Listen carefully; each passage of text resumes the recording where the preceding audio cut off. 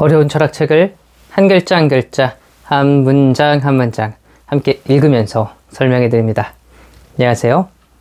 철학책을 강독해 주는 남자, 철강남입니다. 지난 시간은 비트겐슈타인이 명제와 낱말을 구분하는 것에 대해서 우리가 읽으면서 알아보았는데요. 명제에 대해서 더 이야기하는 비트겐슈타인의 생각과 사유를 함께 읽으면서 계속 알아가 보도록 하죠. 오늘 우리가 함께 읽을 곳은 31쪽 3.25 명제부터입니다. 3.25 명제의 완전한 분석은 오직 하나밖에 없다. 3.251 명제는 그 표현하는 바를 특정한 명료하게 제시할 수 있는 방식으로 표현한다. 명제는 분절되어 있다. 3.26 이름은 어떠한 정의에 의해서도 더 이상 해부될 수 없다. 이름은 하나의 원초 기호이다. 3.261 모든 정의된 기호는 그것을 정의한 기호들을 거쳐서 지칭한다. 그리고 정의들은 그 길을 가르쳐 준다. 원초 기호와 원초 기호에 의해 정의된 기호, 이 두 기호는 동일한 방식으로 지칭할 수 없다. 이름들은 정의들에 의해서 분해될 수 없다. 단독으로, 자립적으로 의미를 가지는 어떤 기호도 그리될 수 없다. 3.262 기호들 속에서 표현되지 않는 것을 기호 적용은 보여준다. 기호들이 삼키고 있는 것을 기호의 적용은 엄표한다. 3.263 원초 기호들의 의미는 주어들에 의해 설명될 수 있다. 주어들은 원초 기호들을 포함하는 명제들이다. 그것들은 그러므로 이 원초 기호들의 의미들이 이미 알려져 있을 때만 이해될 수 있다.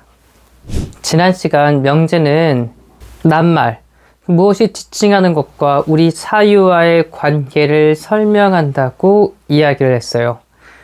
그러므로 명제와 낱말은 구분되고 분리될 수 있다라고 말합니다. 낱말을 설명하는 방식으로 명제를 파악하거나 이해할 수는 없어요. 그러면 명제는 어떻게 분석을 해야 할까요? 비트겐슈타인은 하나의 방법만이 있다고 말을 하고 있어요.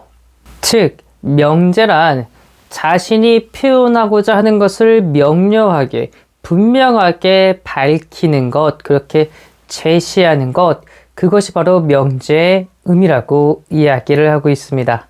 명제는 분절되어 있대요. 나누어져 있대요. 그것이 표현하고자 하는 것이 무엇인지 달락달락 끊어져 있다고 이야기를 하고 있어요. 이것을 표현하기 위해서, 이것을 설명하기 위해서 비트겐슈타인은 이름을 하나의 원초 기호라고 이야기를 하고 있습니다. 무엇이냐?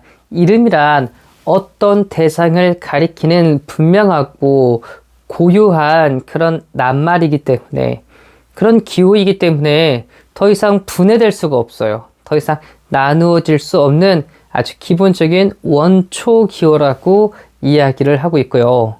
그러므로 어떤 것을 정의한다는 것, 그것이 무엇인지 그것의 의미를 분명하게 명확하게 제시하는 것은요, 이렇게 가장 단순한 기호들, 이름과 같은 원초 기호들을 가지고 우리에게 제시되는 것이다 라고 비트겐슈타인은 이야기를 하고 있네요. 즉, 명제란 원초 기호와 원초 기호의 관계들 속에서 그 관계를 명료하고 분명하게 하는 것, 그것이야말로 비트겐슈타인이 생각했던 명제의 의미다, 이렇게 이해하면 될 것 같아요.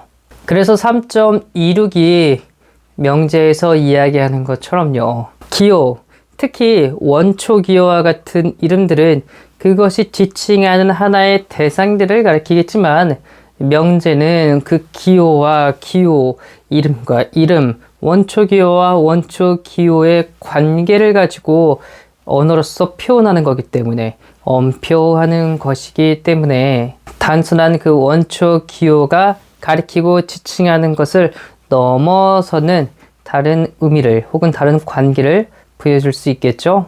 예를 들어 하늘이라는 기호가 있고 파랗다라는 기호가 있다면 두 개가 결합되어 하늘이 파랗다라고 할 때는 각각 개별적인 의미로서 파악되는 것과 전혀 다른 의미로 얼마든지 사용될 수 있고요. 마음이라는 단어와 호수라는 단어가 결합되어 내 마음은 호수다 이렇게 얘기하면 각각의 것들이 지칭했던 것과는 전혀 다른 의미를 또 그 명체가 보여주고 있는 것이겠죠. 그럼에도 불구하고 원래 이름, 그 원초 기호들이 가지고 있는 분명한 의미는 주의 혹은 주석을 통해서만 알 수 있다라고 이야기하고 있어요. 무슨 말이냐? 사전을 통해서 단어를 검색하면 나오는 그런 아주 분명하고 명확한 의미가 있잖아요. 그것이야말로 진짜 그 단어가 가지고 있는 의미다. 가장 기본적인 분명한 의미라고 비트겐슈타인은 생각했다는 거예요. 3.3. 오직 명제만이 뜻을 가진다. 오직 명제 연관 속에서만 이름은 의미를 가진다. 3.31. 명제의 뜻을 특징 짓는 명제의 각 부분을 나는 표현이라고 부른다. 명제 자체도 하나의 표현이다. 표현은 명제의 뜻을 위해 본질적인 명제들이 서로 공유할 수 있는 모든 것이다. 표현은 하나의 형식과 하나의 내용을 특징 짓는다. 3.311. 표현은 그것이 나타낼 수 있는 모든 명제들의 형식을 전제한다. 그것은 명제들의 어떤 한 집합의 공통적인 특징적 표지이다. 3.312. 그러므로 표현은 그것이 특징 짓는 명제들의 일반 형식을 통해 묘사된다. 뿐만 아니라 이 일반 형식에서 표현은 불변적이 되고 그 밖의 모든 것은 가변적이 된다. 3.13. 그러므로 표현은 그 표현을 포함하는 명제들을 값으로 가지는 변형에 의해서 묘사된다. 한계적 경우에 변항은 상항으로, 표현은 명제로 된다. 나는 그런 변형을 명제 변항이라고 부른다. 비트겐슈타인은 명제만이 뜻 혹은 의미를 가질 수 있다고 이야기를 하고 있어요. 단순하게 하늘을 지칭하는 것, 단순하게 마음이나 호수를 지칭하는 것으로 의미가 생기는 것이 아니라 하늘이 파랗다라고 할 때 날씨가 맑다라는 의미를 가지고 마음이 호수이다라고 할 때 내 마음이 그만큼 넓다라는 의미를 가진다는 거예요. 이렇게 명제의 뜻 혹은 의미를 가지고 있는 부분을 표현 혹은 상징이라고 비트겐슈타인은 이야기를 해요. 그러므로 표현이야말로 모두가 공유할 수 있고 모두가 나눌 수 있는 본질적인 것이라고 이야기를 하고 있고요. 놀랍게도 비트겐슈타인은 어떤 것을 표현하기 위해서는 형식과 내용으로 구분할 수 있다라고 말합니다. 형식과 내용 누가 구분했죠? 네, 우리의 인식을 위해서 선천적 혹은 선험적 종합 판단을 위해서 칸트가 전제했던 형식과 진료처럼 비트겐슈타인도 어떤 언어를 표현하기 위해서는 이렇게 그것이 가지고 있는 형식과 진료로 구분된다라고 말하고 있어요. 그러면 표현의 형식과 진료 가운데서 어떤 게 더 중요한 걸까요? 네, 그렇습니다. 비트겐슈타인은 그 표현 형식이 더 중요하다고 이야기를 하고 있네요. 마치 우리가 언어를 사용하는 그런 형식, 틀이 있으니까 거기에 비추어서 이렇게 저렇게 사용되는 단어들, 대입하는 어순들 이런 방식으로 생각하면 좋을 것 같아요. 마치 칸트를 설명했던 것처럼 우리 눈이 하나의 형식이 되고 나머지 다양한 시각 정보들은 그 내용이 진료가 되는 것처럼요.